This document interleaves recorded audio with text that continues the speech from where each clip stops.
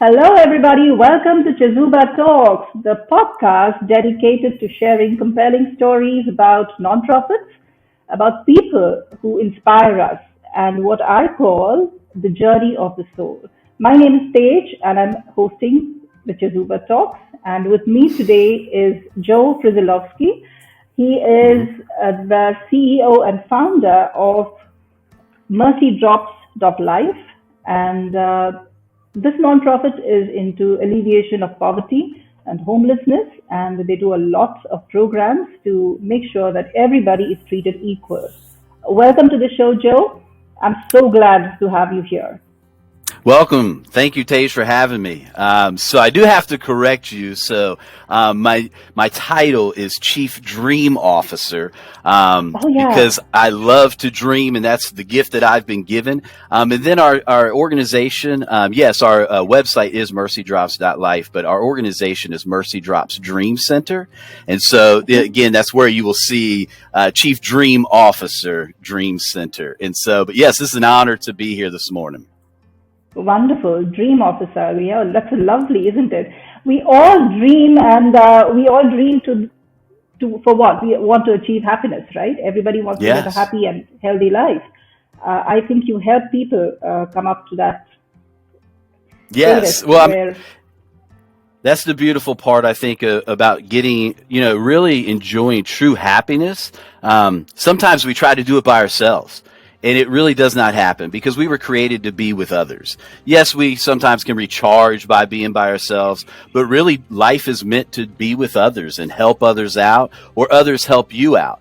Because if we really think about it, throughout our lives, we've either helped someone or someone has helped us. And it's at different times. It's never the same thing, but it's different opportunities. And so we just look for the opportunities to help people. Wonderful. I think, yes. So I read a little article somewhere where this nurse who was at this facility where people were towards the end of their lives, and most of them had some regrets. So she asked them what their regrets were, and I think most of them said, I regret not having connected with more people. I regret, not having built relationships and letting relationships just go. So I think that resonates with you. Yes. And see, that's the beautiful part. We all want that, but it's very tough.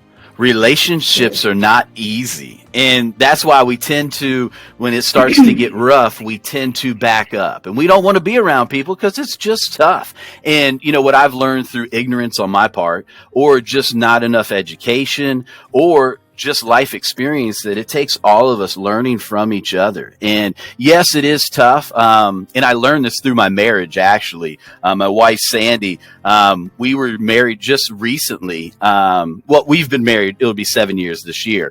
But it was about 2.5 years into our marriage. And we were like, we need to go to counseling. A friend of ours, suggested it. And I was like, I don't need counseling. And we got there, and boy, did I need it. And I realized I was not that good at relationships. I thought I was, but the realization wasn't. And then it was an aha moment. Do I move forward and reach into this chaos and just do it and go after it and just figure out who I am and be okay with that? I mean, because I think that's a little scary too, not knowing how I will respond, because some of the things I wanted to respond in, I haven't, and I have to grow in that. And that's a challenge when you find out that you're not good at something when you thought you were. And so me and my wife have been able to grow in that, but that's helped us in the community and what we do, because we can challenge people and say, hey, look, keep at it. It will change. And over time, joy will come about. Life will happen. Hope will come alive. And so, that's what we're all about doing. It's about taking that first step, I believe. Mm-hmm. Oh, yeah. That's the hardest, though. And so I'm glad you said that, Tej, because that's truly what we do as Mercy Drops Dream Center. Because we're all about finding the forgotten, helping them build a foundation so they can flourish in life. And so if you were forgotten, and I think everybody listening in can understand what it means to be forgotten in some way, shape, or form, whether you were picked last, or someone didn't even pick you, or someone overlooked you. We've all been forgotten, and nobody likes that feeling. But when you're at that level and you're trying to take a step forward, that is the hardest step, when you have nothing and you have to trust other people. And when you're hurt a lot, that's the challenge that we face. And so a lot of our values here is we love people regardless.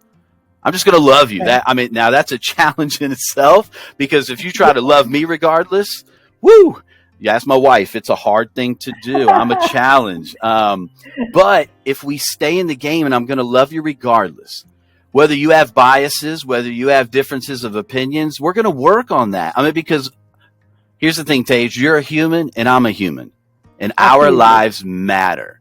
If you're alive, people that, that have passed away are important too, and people that are coming are awesome, but you're alive right now, and that means you matter. And we really want to get that out to the people. Wonderful. I think that explains the Forgotten Foundation Flourish that you have on your website. Yes. So, and the programs that you undertake for people to flourish in your organization. I think you have the outreach programs and you have the residential programs. Yes. Could you please throw some light on these? Yeah, definitely. And so what we did when we started here in the community, I was challenged by a very good friend of mine, Eric Newman. And he said, Joe, are you just going to be another nonprofit? And I said, no, man, I don't want to be that. I want to make a difference. I want to have true purpose. And so what we did is we went after it, and we always ask, what do you need? What are the needs in this community? I'm not going to assume anything. I'm not going to suggest, hey, I can look at Tage and I can say, hey, this is what you need. Nope, not even doing that, because my biases are going to kick in. My soundtracks, the way that someone else has treated me, I am automatically going to discount you because of my past and everything. And I've never even allowed you in the conversation yet. And so that's very rude. And so what we try to do is say, hey, I'm going to engage with you and say, what are your needs?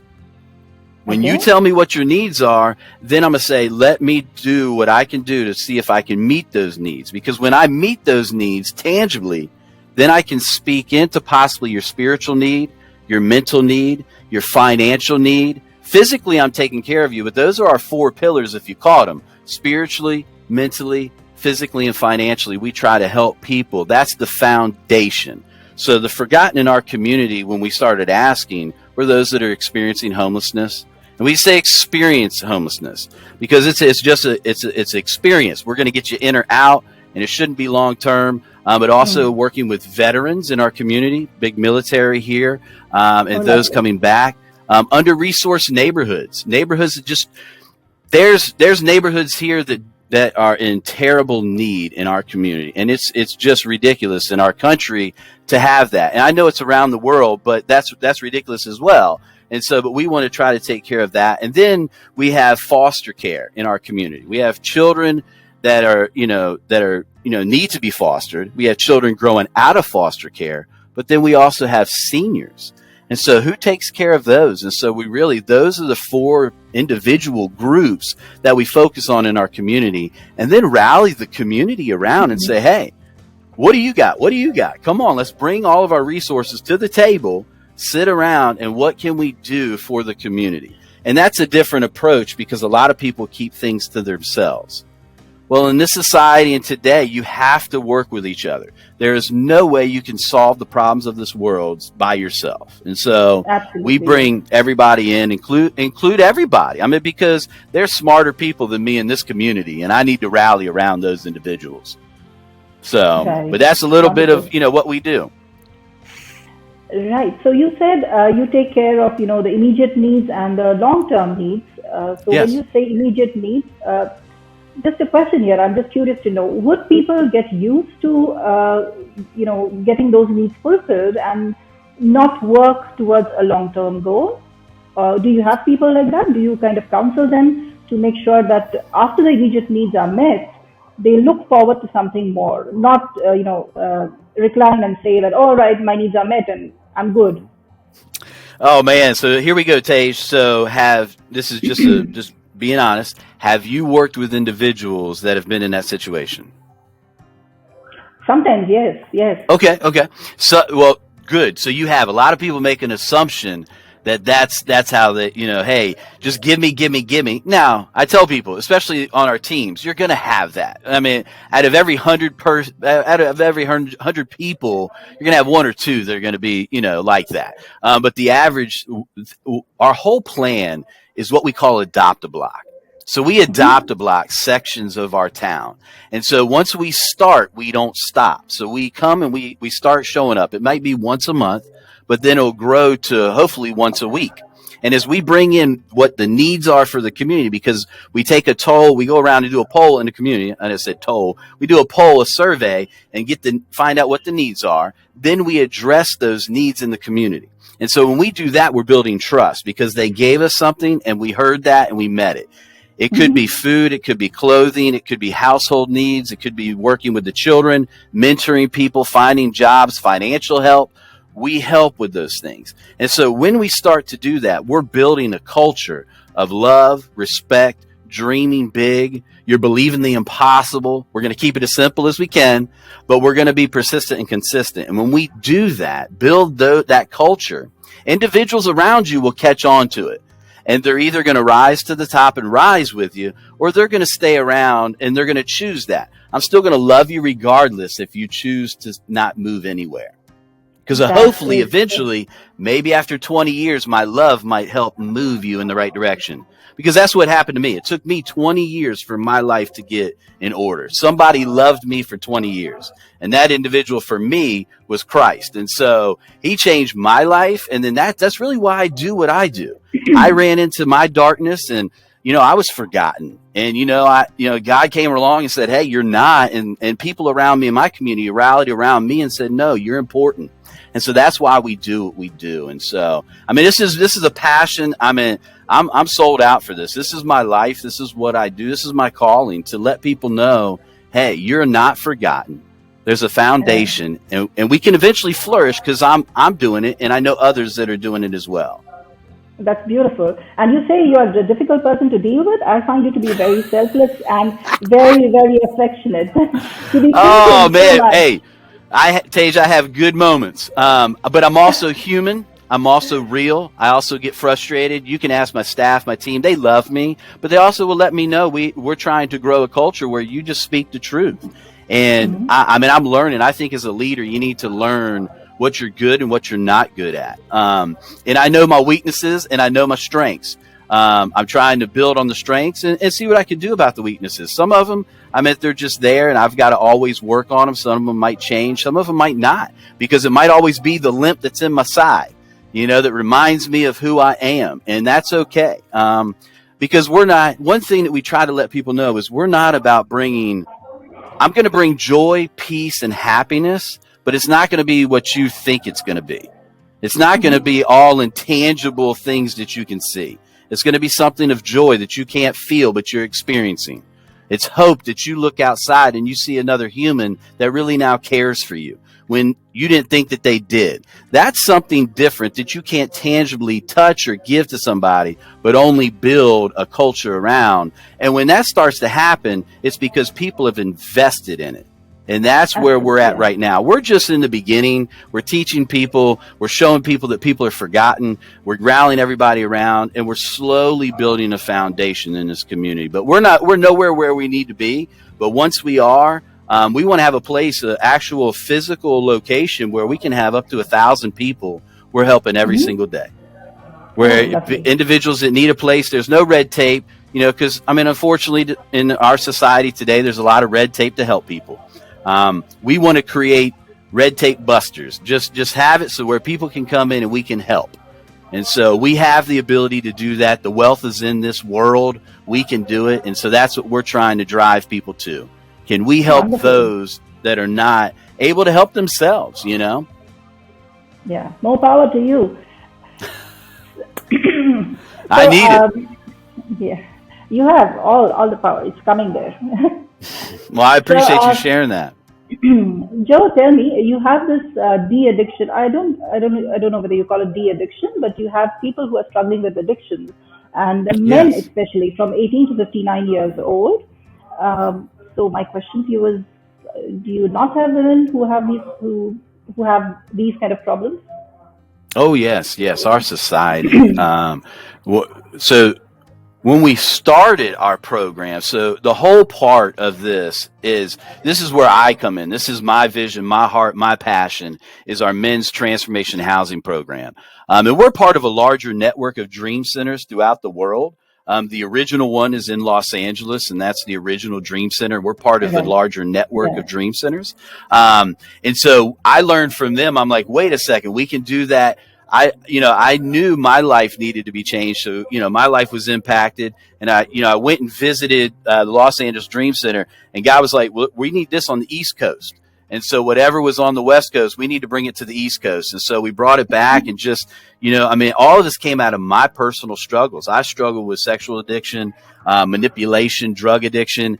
And so for me, that was my struggle. And until I could deal with that and come to terms of what society I ran into, things that I did, others did, it was a mixture of it, and find out the truth in that and be able to find out who I was and walk in that. When I was able to do that, God said, now I want you to help others. And so we have a program. It's a 2-year program. It's 3 phases. The first phase is called discipleship. And it could be individuals that are dealing with drug addiction, alcohol addiction, or just life. Because maybe life, no one's taught them how to do life, and they don't know how. And so we come alongside of them and teach them and mentor them, and we challenge them. I mean, it is hardcore, and it's an alternative to the treatment centers that we have in the community. It is, no one pays for anything. It's absolutely free. We cover all their food, their electric, their, the room and board, all of that. We cover that so they could just focus on themselves. And so the first 6 months is discipleship. And the key root of that is just learning, it's discipline. It's just learning discipline. The reason you're meeting me or sitting with me is because there is none. And you've gotten in some trouble and life has just been upside down. I know how that feels because I've been sitting in your shoes and somebody helped me get to where I'm at. And so once they graduate through there, then they can go into connections, which is where we teach them to connect with God or a higher power, because we don't press what I believe on others. And so, but we say, hey, look, pick these things up and add it, because it will add value to your life. It will. There's no ifs, ands, or buts. It will do that. And so in connections, they learn to connect with God or their higher power, but they also learn to connect with their family, themselves, people around them. Because here's the thing. Remember what I told you, we like to run from tough stuff. Well, if your relationships, when it gets tough, we want to run from it. Well, we teach people to run to it and deal with it and work with it. And what is it? And some of the times you really find out the problem is really you. And so when you can I'm the only one that can fix my problems because it's me. And when we start fixing our own problems, we stop pointing the finger. We realize, wait a second, I'm part of the issue too, and I need to solve my part. And when we all do that, we can collectively grow. And so as they grow through that, the third phase is a year where it's called transitions. And they get to transition back into society. They get to get an education through, if they need to get their GED, get their diploma, or if we partner with a community college right across the street where they can get their education certificate. They could go and we partner with another school. We have an option for people to get some scholarships and do coding. That's a 6 to 9 month school. They can come out and be ready, or they can intern here. So we have different options for them, or they can go get a job in the community and save up and still live here. And then at the end of 12 months, here's what we tell them. If you just save $1,000 a month, you'll have $12,000 saved up at the end of the year. You're well off than more people in the entire world with $12,000 saved up at the end of the year, because most people don't have that, an emergency fund. And so that's the financial stuff that we teach people. And so these are things that I've learned. I'm just taking the principles that I'm learning in life, coaching others, and helping them with it. It's pretty much what we do. Yeah, that's so practical, because it's easy to just help somebody, but there's a proverb that says you feed a person, you feed him for a day, but you teach a person to fish or do whatever, or grow a crop, and then you make sure that person is able to stand on his or her own feet. So that is important. And I think that's good work you are doing. And that's tough to do because, Tej, as you go fishing, you don't catch fish all the time. Sorry? You don't catch fish every single time you go fishing. You do not catch a fish. So if you're doing that in life, we try to teach them. Every time you go to do a relationship, if you're going to run from it, you're not going to be able to teach anybody. No one's going to want to learn from it. And so that's the tough part. And so when we start working with people, once they leave the program, or work with us around the Dream Center, we're hoping that that mindset changes. And when they go out to the community, they start a ripple effect. And now it's affecting other people. And now people are starting to think for other people and with people. And it's a huge change. But it's tough. But you got to know that, hey, not everybody is willing to do it every day.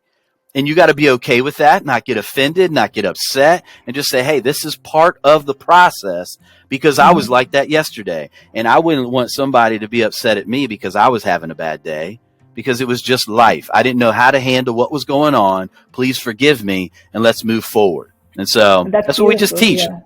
It's hard, but we don't get it right all the time. I don't get it right all the time. That's why I said I'm difficult, because a lot of people are like, well, you teach this, you help it, but you can't get it right all the time. I'm human. So, it's going to happen. I am. Yes. Exactly. No one does that. Absolutely. Everybody's human and everybody makes mistakes, but there's always a learning from that mistake and your willingness to move on from there and do better. That is what. That is a huge key. Failure is a big obstacle for people.